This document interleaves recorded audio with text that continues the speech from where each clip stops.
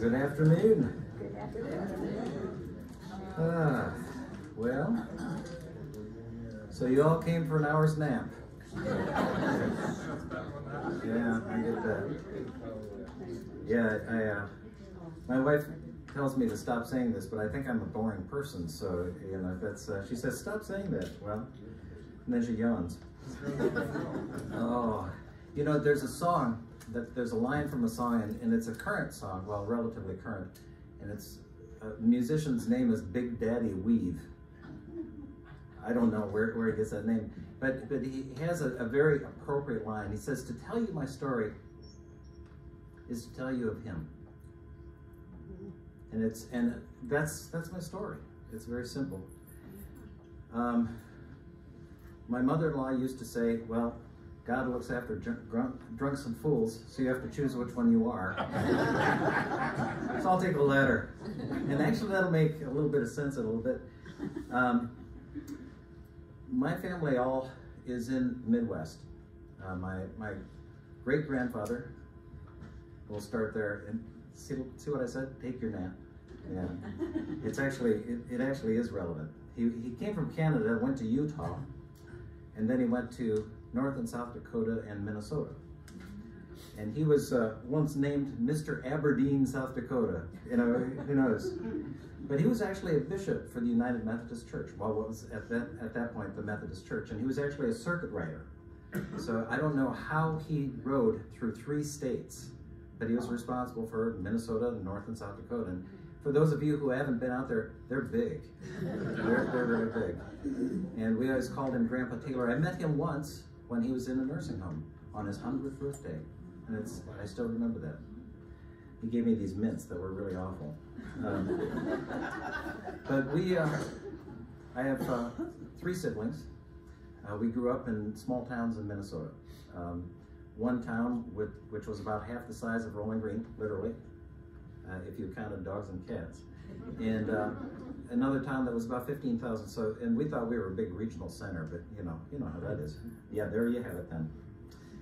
The one thing about my great-grandfather that may be relevant is he baptized my father on his birthday, on my grandfather's birthday, not my dad's birthday, in the Methodist Church, and it was a big deal.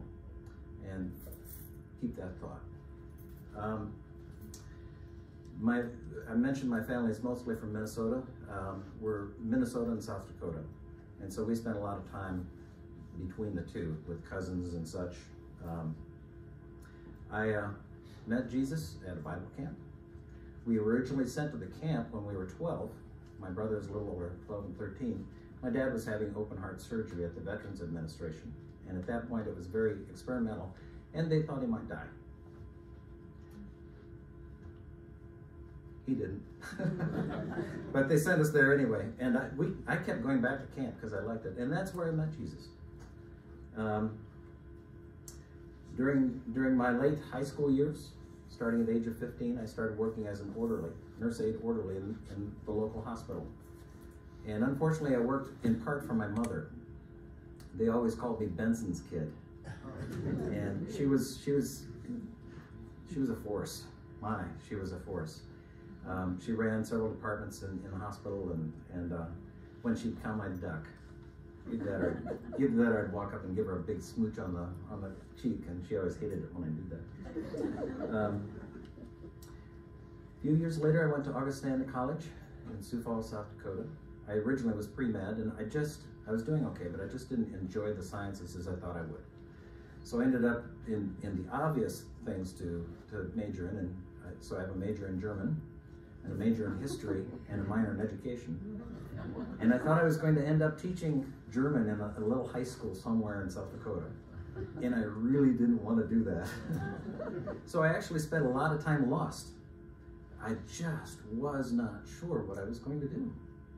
And one day in my senior year, I had been offered a job at Kmart to run a women's apparel division. Seriously, you have to understand how naive I really am and still am. You know, this fool part thing. I had no idea what that stuff even was, much less, you know, to sell it to somebody. I couldn't see myself teaching or working at Kmart, and so I was really lost. But while I was at Augustana, for 3 summers, I worked as a counselor at that Bible camp that I had come to know the Lord in, and it was just a very, very special time for me. Very formative, because you learn how to work with people in an environment like that, both kids and parents. And they called me Dr. Bob. That's because I was an orderly. Hilarious. Well, you know what's wrong with your kid. No, I don't. He's sick. Oh. But while I was at college, I took the first of several bicycle trips. And I ultimately took 3 long-distance trips. And the first one was when I was a sophomore in college. And we rode from Tacoma, Washington to Los Angeles. And we were really well prepared. We thought the West Coast, well, it's warm. It's warm there, right? So we went in January, and it was not. And we have memories of taking our socks off and stopping at a place and throwing them in a dryer so that we'd have something dry, because it was raining so hard. And with 40-degree weather and rain, it was really cold. But one of the things that we did is we planned to go down the Highway 1. And really, I don't know if you've ever been there, but it's gorgeous. There's also nothing there. And they're all hills, so we weren't sure exactly where we were going to camp. And so we stopped to pray, and we had a slice of bread, because that's what we had. And this was my friend Mark's bicycle. Right before it nearly fell over the cliff, it rolled over and rolled again, and we caught it by the wheel before it went over a 200-foot cliff. And you know, I just looked at it and said, "Aren't you glad you don't have to walk the rest of the way?" And as it would be, had we not been there, we would have missed this driveway, and it was a long driveway, very steep, up into the hills. And we thought, well, there's got to be a level place up there somewhere, or an axe murderer, you know, one or the other. And so we started going up, and as we went up, it was getting dark. As you can see, it was sunset. It was getting very dark. And this fellow, we presumed he was a fellow, came out. And you've seen the movies where they have the monks, they're fully covered and they walk like this. Turns out it was a Catholic retreat center, and it was one of the orders, I don't know what. And they said, and we told him what we were doing, and he said, well, we're always full. We never have an opening, except for tonight. We just happen to have 2 openings. Seriously. And so they locked us in individual rooms, and we thought, oh Lord, what is this? And they fed us. We had to be silent. It was a vow of silence. And the next morning, we opened up the curtains, each of us, and Mark and I, in our separate rooms. And I couldn't believe the water had risen that high, because it looked like it was on the hills. And then I realized that's fog. And I'd never ridden bicycle through fog before. And that's cold too. We'll just leave it there. You know, on the second trip, we went after we graduated. There were 4 of us on this trip. And I was still really lost. And my friend with the bike, Mark, was going into the Episcopalian pastorate. I had another friend who was a CPA who was going into missions. And I had a third friend who was with us who was going to be a physical therapist. And so all these guys, and they all had girlfriends. I did not. Any of those things. I didn't have a girlfriend, I didn't have a job, I had no idea what I was going to do. And on that trip, I had an experience. I was actually the navigator, and I really got us lost one day. We were just so lost. I was so turned around. And of course, on bicycle, you don't go back where you came from, because that takes you a lot longer. So you just have to figure it out. And you know, I realized at that point I was lost in just didn't know what I was going to do, and I was lost for direction. You know that feeling? It was awful. And I said, Lord, You know, these guys know what they're doing. You've given them direction. What about me? Well, I started Rolling Green then. No, we were at Yellowstone National Park, outside Old Faithful. Seriously. And before I left, I had told my mom, you know, if you need anything, pray and I'll just call. Something about this naive fool. And so we were standing there watching the geyser, and I thought, I gotta call Mom. And I did. And she said, I was just praying that you would call. I said, really? You know, why should I be so surprised? Because that's what I told her to do, right? And she said, you got a letter from the University of Michigan here. Do you mind if I open it? I said, sure. She said, you've been admitted to the School of Public Health.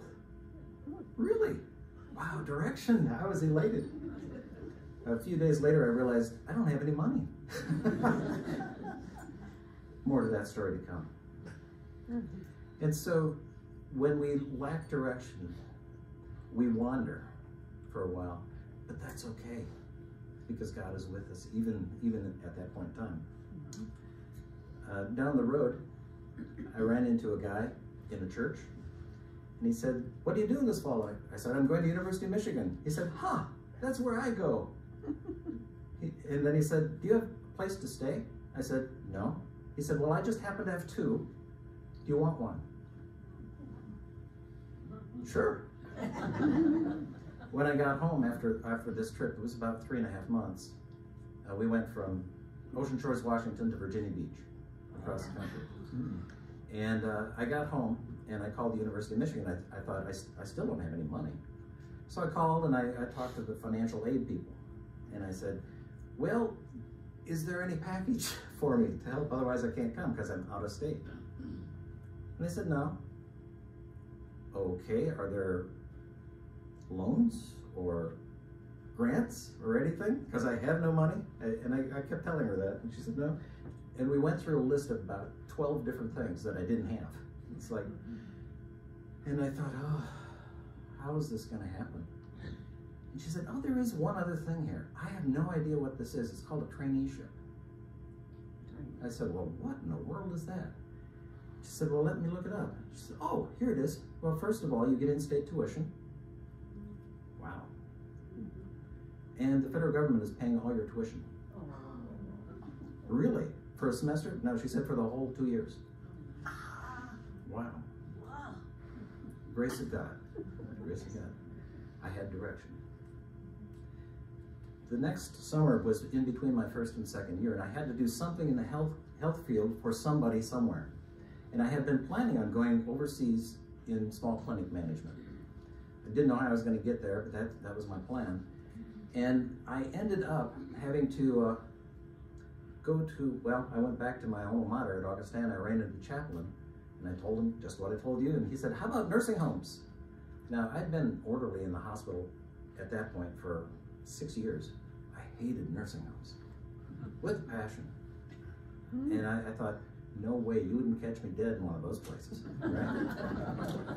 And yeah, my German professor had told me for years, Herr Benson, you have to go into a nursing home to find out what life is really about. I thought, yeah, Herr Dr. Schmuderer, what do you know? And so I said, yeah, I'll interview. And later on, I found out that the chaplain's grandfather started the organization called Good Samaritan, which is the largest, or was the largest, not-for-profit retirement company in the country. Most people haven't heard of it, but they were in 270 locations. And they sent me to a little town in Wisconsin called Lodi. For the first 2 months there, I lived in the nursing home. Literally, I had a room. It was interesting. And then the second 2 months, I actually had a place to stay. What I saw there amazed me. I'd never seen anybody who had embraced the life of the people that we get to care for, like Gil Singer taught me.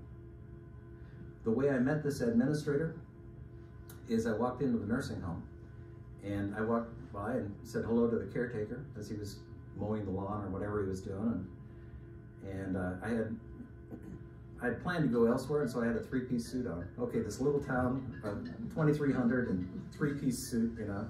I had my Washington, D.C. stuff and my best, you know, Michigan attitude. I said, well, I'm Bob Benson, and I'm here to meet Reverend Singer. And the woman at the desk just went,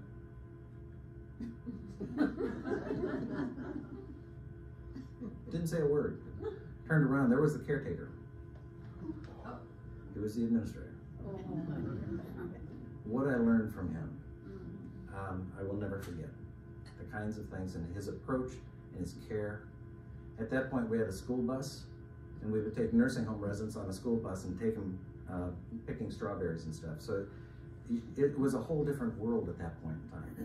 But I saw someone who was doing something that made a difference in the lives of older people. I was hooked. I went back to school. I had direction.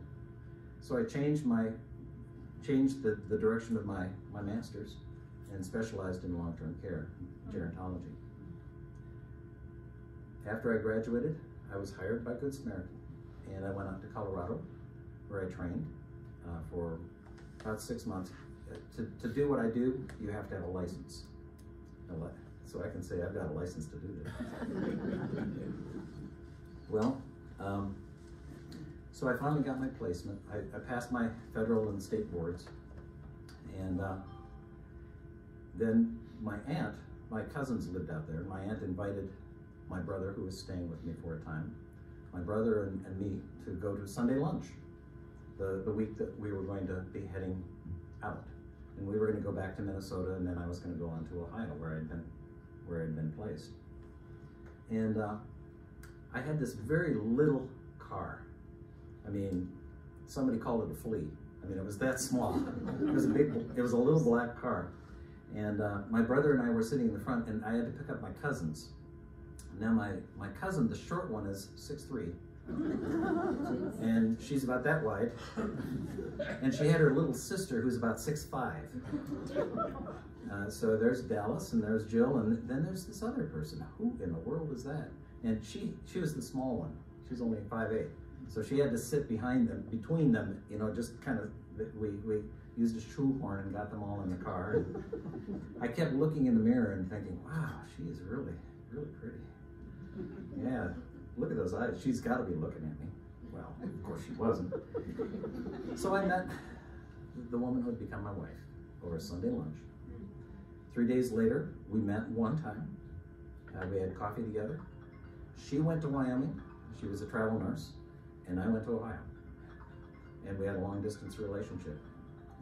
And so the fact that you have telephones these days is because of that long-distance relationship, because we paid for the phone system. Oh my, oh my. She taught me so much. So I was placed by Good Samaritan and went to Northwest Ohio, a little town called Arlington. Some of you know Danny Schaff. I don't know, maybe some of you know. He's a consultant that helped us with the commons and those kinds of things. Turns out his family is from that town. It's a town of 1,500. And he said his father went back, and his father's comment about Arlington, Ohio is, the only thing that's growing there is the cemetery. Because but we had this little nursing home. We had so much fun. It was really an amazing experience for me. And then Good Samaritan had an opening, and in order to get a wage increase with Good Samaritan, you had to take someplace bigger. And I irritated my boss. While we were there, we built an affordable housing complex, and it was just 40 units. But I was responsible for doing all the income verifications and meeting all the federal codes to get into a subsidized unit. And I realized, I told my boss, I said, you realize that if my wife and I, one of us were handicapped, we would qualify to live in here because of my income. She didn't like that. I didn't get a raise either. It's like, but she hired me to go to Denton, Texas, just north of Dallas. And it's someplace I should never have gone. I was too naive to know that nobody else would go there. And it was a bankrupt retirement community. They were in the process of needing to build a nursing home. I had a little bit of building experience. They had 186 apartments and cottages, and they were bankrupt. And they were bankrupt because the management had borrowed money from the residents. They mismanaged the property. It was a time of interest rates in the early 80s. Remember those? You know, 8, 9, 10, 11% inflation. And I had no business going there because I really didn't know what I was doing. I learned so much, and those people were so gracious and patient with me. I had an older gentleman by the name of, a Texan named Crockett was his name. Just a sweet guy. He took me out into one of the areas around some of our cottages, and he said, "Bob, do you see those rocks under there?" I said, "Yeah." He said, "Your job is to pick the rocks." I said, "Okay." He said, "Problem is, there's snakes under some of them rocks." I said, "Okay." He said, "Just don't pick the rocks where they're biting." He was serious. And that's what he was telling me, a message about the challenges that we had there. And he walked alongside of me. And you know, he'd come in my office and close the door and say, "Bob?" And I knew I had stepped into something, you know. We were able to get the village turned. We built the nursing home. We had Ross Perot visit us. Kind of neat. It was during that time. What's that sucking sound? It's your job's going to Mexico? Yeah. While we were there, we realized we couldn't have kids. It just wasn't going to happen. So we adopted our first 2 children, both from South Korea, Whitney and Ian. And shortly after we adopted Ian, I got a new job working for a freestanding assisted living company. Now, we all know what assisted living is now, but in 1989, there was no such thing as a freestanding assisted living. But I thought, hey, this sounds interesting. And again, being naive, I said, sure, I'll do this. Well, we had 7 assisted living properties, and then over the next 2.5 years, we added another 14 in 14 states. And I was on the road constantly. And then our third child came. He's also from South Korea. His name is,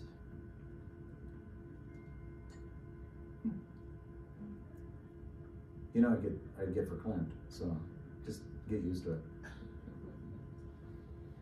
The day that we got his picture, you know, in adoptions and international adoptions, you have no idea where you're at during the whole process.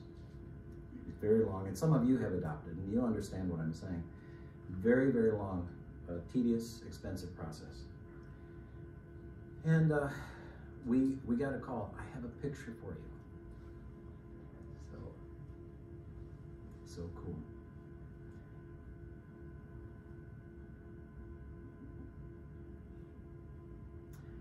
That was the day that my father had been baptized. On my great-grandfather's birthday. So Jordan's middle name is Taylor, after my great-grandpa. Just the hand of God leading us in certain ways. Well, I was no longer, of course, working for Good Samaritan. I was working for a freestanding company and on the road and with 3 small kids. So I was looking for a job and a place in the town we were staying, Findlay, Ohio. You've seen it on I-75, Flag City? Yeah, all right. I'm so sorry. It was a big town, 40,000, you know, so it was a big town. But while we were there, you know, I mentioned our 3rd son, and I was hired. I got a call one day from this guy, had no idea who he was, and he said, "So you don't know who I am, but we're looking for an executive to run our retirement community here in town." I said, "Really?" So I walked into the interview, and there was one of the guys I was in Bible study with. He was sitting right there. It's like, wow. And the fellow who called me he was a great mentor. He was a former bank president, an older guy. He told me that, you know, if you see a glass of water and put your finger in it and take your finger out of it, that's the amount of change in that water is how much effect that you have on other people. And I thought, oh, that's not very good. But hopefully I had a better response than that. But I was with them for the first 5 years. And then we negotiated and were sold to the local not-for-profit hospital. And so we changed our name. And then we replaced the entire nursing home community, and we had cottages. We replaced the whole thing because we were in the middle of town and landlocked.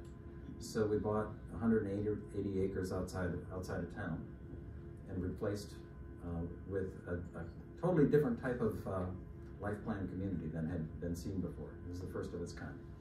That was a lot of fun. Wore me out. But I had another organization call right after we had finished that, and they said, we need help. And you realize the property I went to in Texas, the organization I went to with assisted living, which was a startup, and then the property I went to in Findlay, Ohio, they were all deeply challenged financially. And my job was to help get them squared away.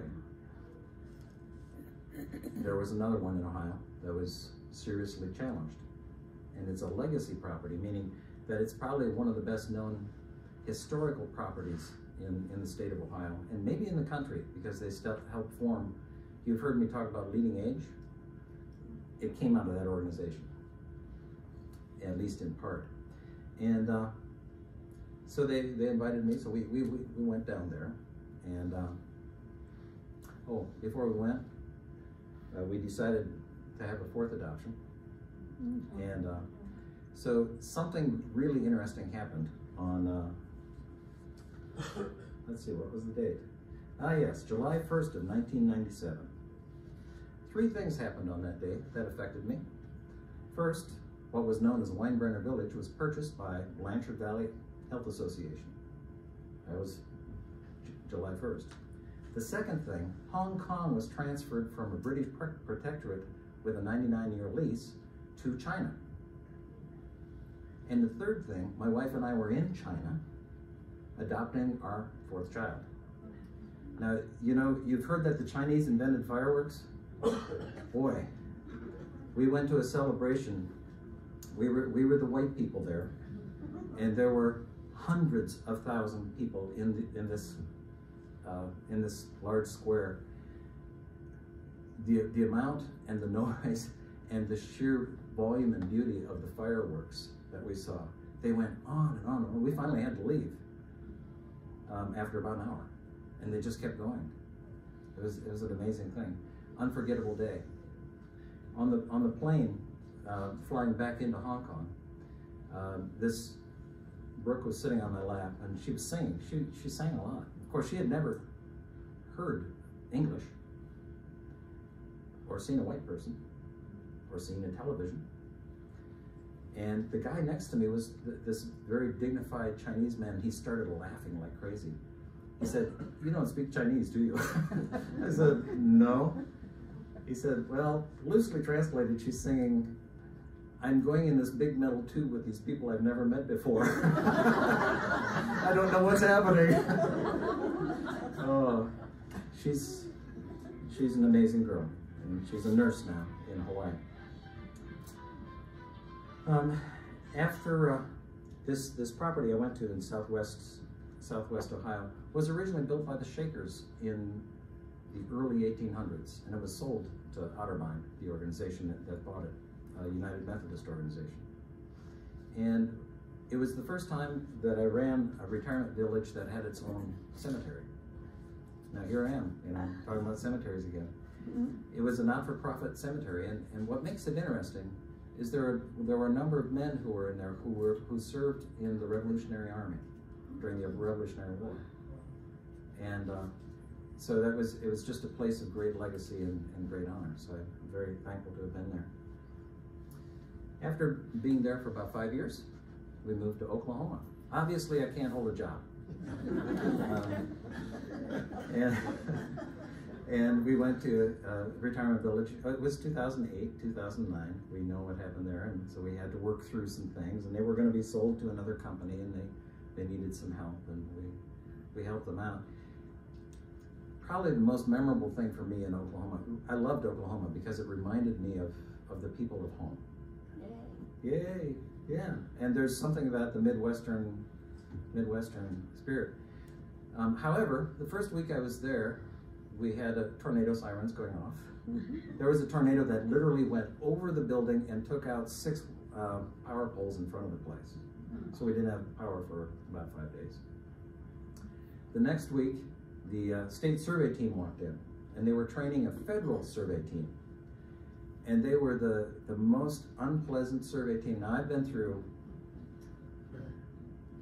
almost 50 years of surveys. I've never met a more unpleasant group of people to do a survey. They were just, every day they left, I'd have to go into the nursing home areas and help staff who would be weeping.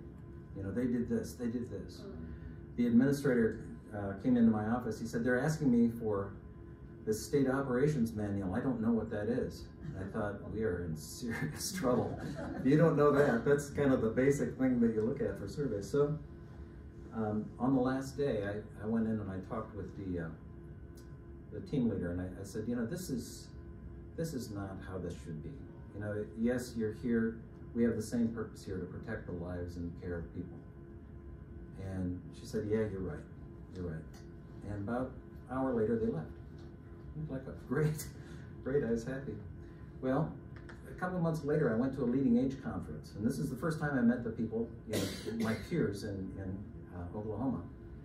And people kept coming up to me and introducing themselves and smiling and say, I am just so glad to meet you. And I thought, man, this place is really friendly. This is great. You know, I checked my fly. And then, but, you know, it was amazing to me. And then in the very last session, this really kind of pushy marketing person, and she came and she sat right next to me, and she said, is it true? I said, what? What everyone's saying about you. I said, I have no idea what you're talking about. She said, you don't? You know, me, the fool, you know. And she said, you don't know the rumor about you. I said, I haven't a clue. The rumor is that you threw the state survey team out. And you got by with it. It's like, well, if you want to think that, sure. Well, the other memorable thing that happened there is I had a trainer, physical trainer, and I was working out.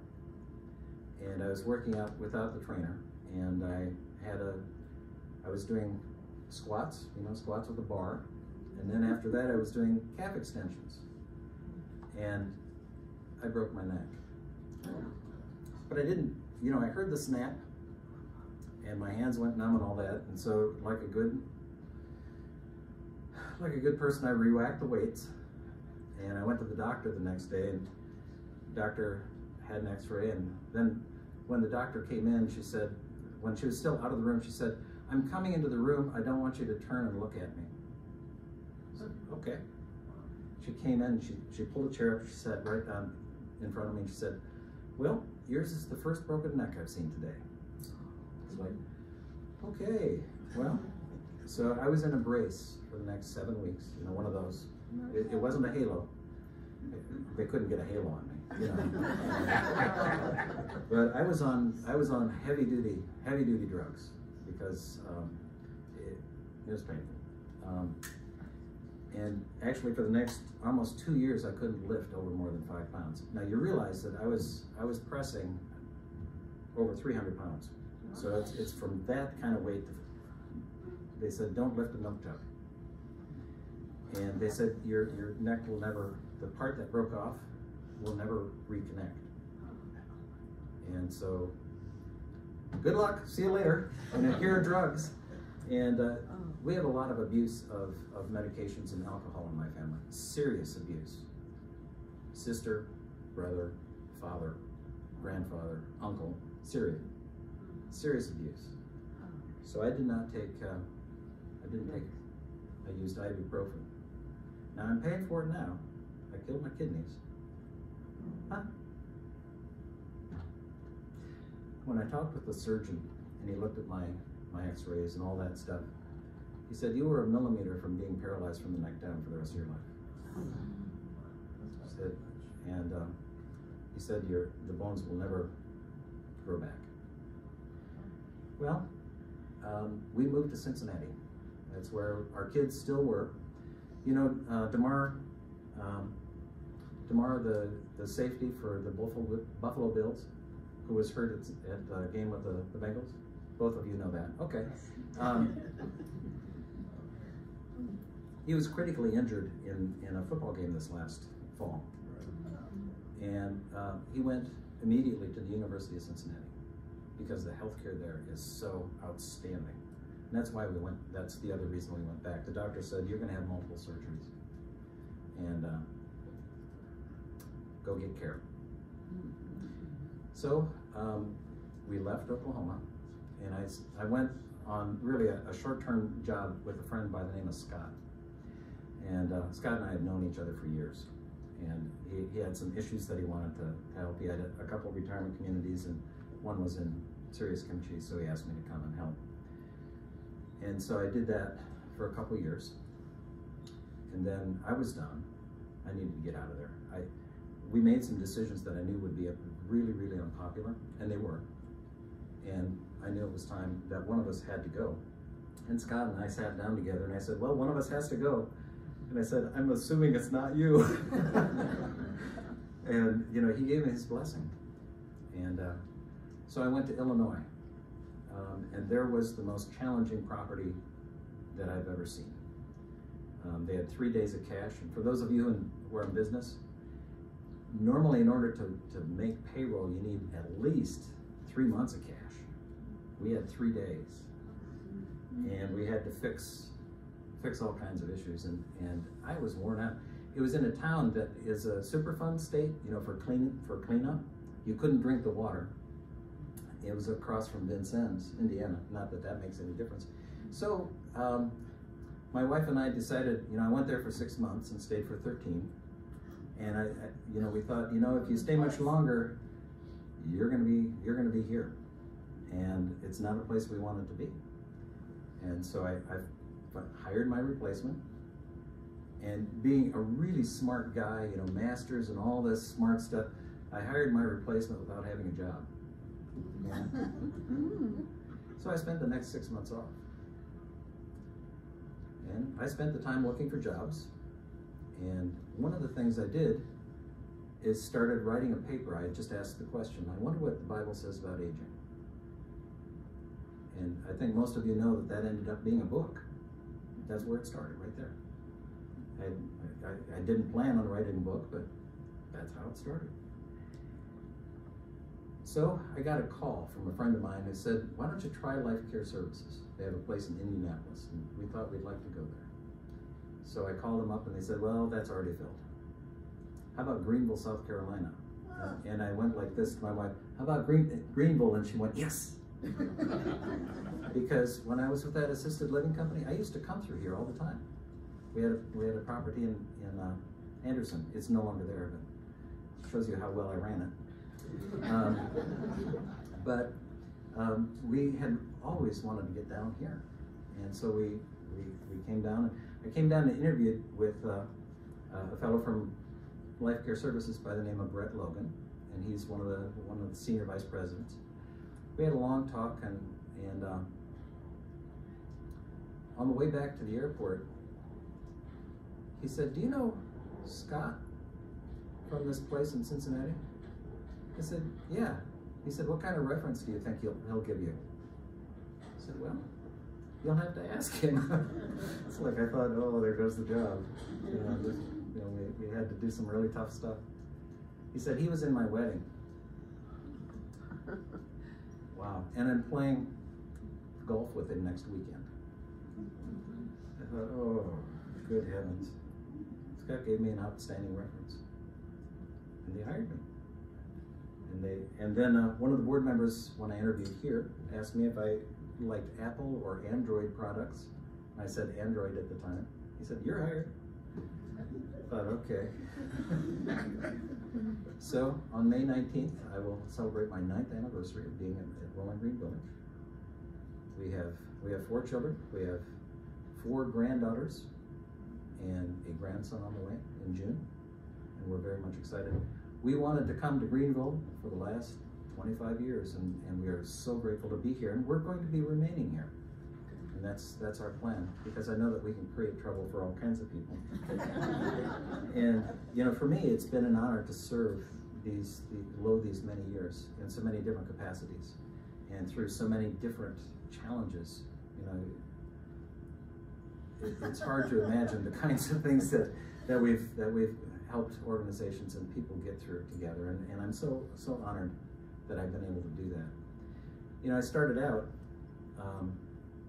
talking about being lost and fools, and you know, through this period of time, there have been lots of times that I felt like I've been lost and unsure of the direction.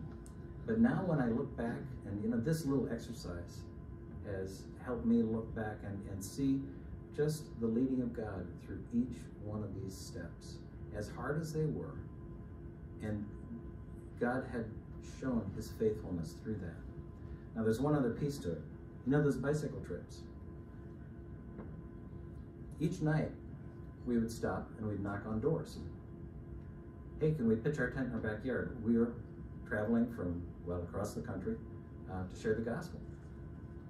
And a lot of people would say, get out of here. And some people said, sure. And we'd start talking with them, and they'd go, you boys like a shower. So we'd get showered up and comb our hair.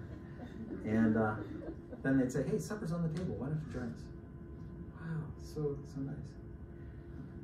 During dessert, this was our favorite part. During dessert, we'd say, by the way, we didn't tell you the whole story of why we're here. And the forks would stop right about here. You could just see it in their faces, like, oh, they're ex-murderers. You know, they're going to run away with the house. It's like, yeah, on our bicycle, we're going to run away with it. And somebody gave us a 5-pound bag of Tang. You know, at one point, it's like, what? I mean, all of our weight was like 32 pounds. So carrying around this 5-pound bag of Tang. What we said is, you have fed us and supported us, and we've not even asked. And you are so kind. And we are so great. Do you know that God is using you at this moment? And the way we know it is because we left without food or money. All 3 trips. Never missed a meal, except for one.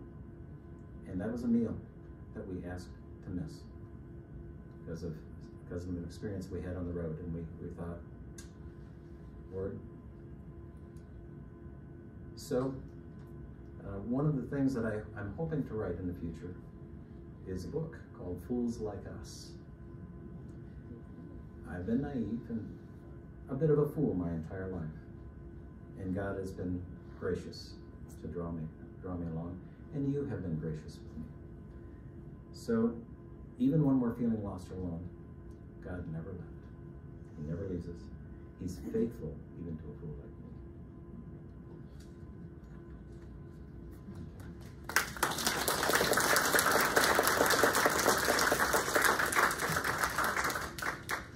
Oh wow, 42 minutes. That's a record for me. I want to know where it was. Where were you in Oklahoma? Where were we in Oklahoma? We were in, we lived in Edmond, but I worked in Oklahoma City. Oklahoma City, yeah. Which app would you like to use? So how many total jobs have you had? How many total jobs have I, I never really counted them out. Let's see. Whoops. Yeah, my phone is talking to me. It's like, huh, that's interesting. She said she didn't get that. Yeah, so, let's see. What album would you like to play? It's asking me what in the world. We'll try that. Music library. It's not me.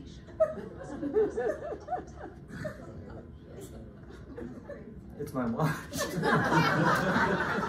I never knew that talked. A little naive, okay.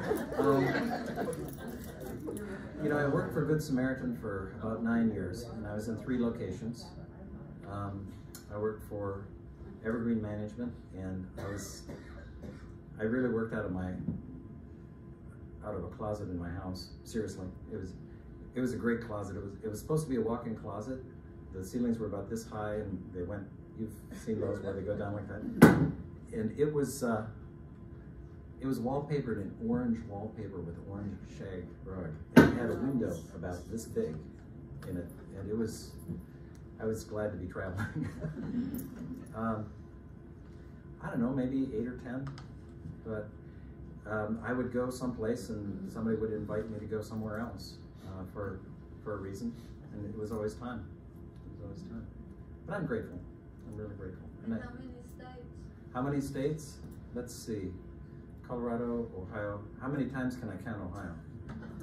We've moved back like 3 times, I think. Illinois, Oklahoma, South Carolina, 5.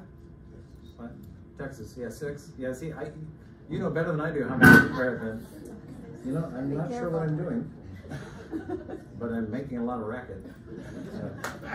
But you know, this has been a great place to finish this career. And after this, you know, I know that I'm going to be doing some writing, or I'm planning on it. There are some people who have asked me to help them out with some projects. We'll see if those pan out or not. And I'm not looking for another job. I've had one, and people are tired of me. So, yeah, you've heard both my jokes. So it's, you know, unless there's other questions, I'll leave you to. And thank you for those of you who had a good nap. I'm glad you enjoyed it. And have a wonderful afternoon. Thank you.